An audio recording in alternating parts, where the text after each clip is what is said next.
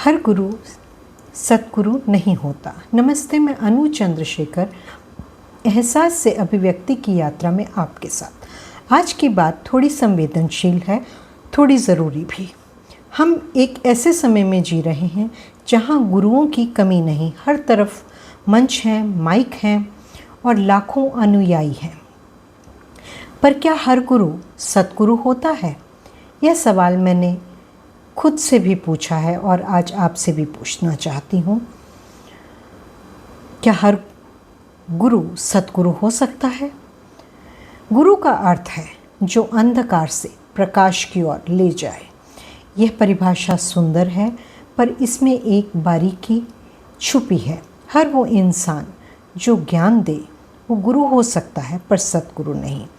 एक शिक्षक, एक किताब, एक अनुभव, सब गुरु हो सकते हैं, पर वो हमारे सतगुरु नहीं हैं। सतगुरु यानी सत्य, जो सत्य कभी नहीं बदलता। वो सत्य जो आपके भीतर है, मेरे भीतर है, हम सबके भीतर है। गुरु आपको जानकारी दे सकता है, सतगुरु आपको आपकी पहचान देता है।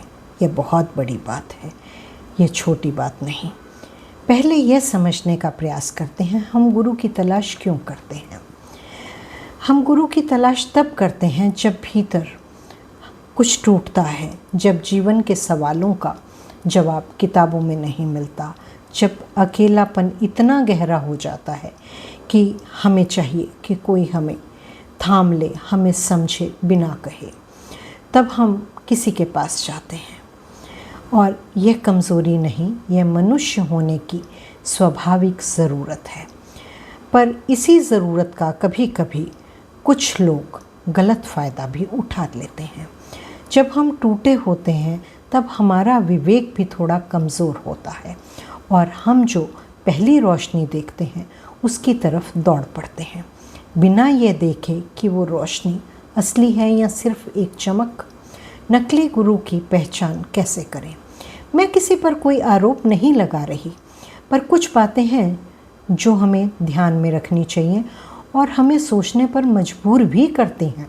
जो गुरु आपको उन पर निर्भर रखे, खुद सोचने से रोके, सवाल पूछने पर असहज हो जाए, वो शायद आपकी मुक्ति नहीं चाहता, वो आपकी भक्ति चाहता है। और जो गुरु कहे मेरे बिना तुम्हारा उद्धार नहीं हो सकता, समझ लीजिए वो आपको डर बेच रहा है। सतगुरु डर नहीं बेचता, सतगुरु साहस देता है।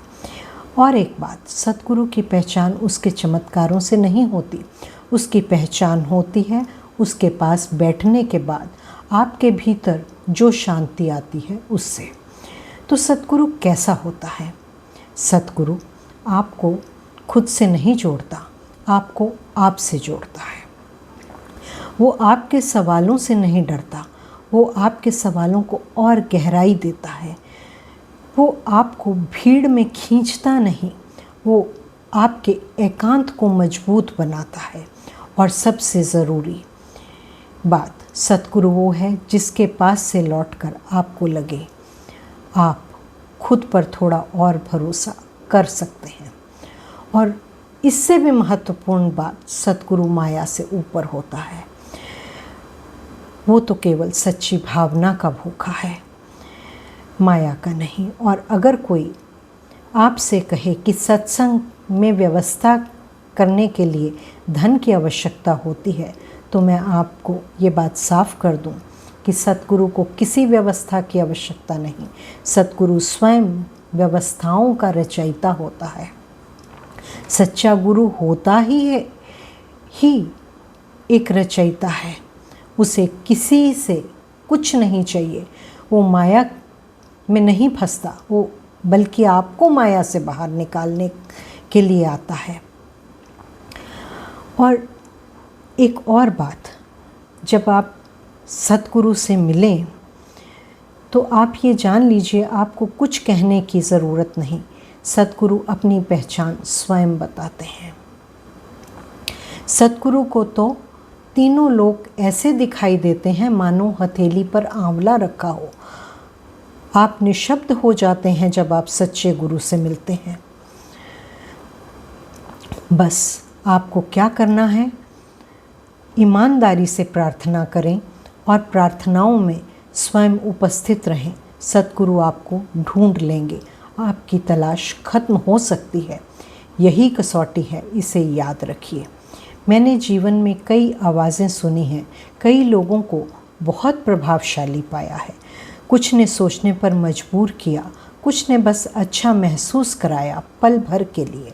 पर जो असली गुरु रहे मेरे, वो कभी किताबों में नहीं बल्कि मन की गहराइयों में रहे।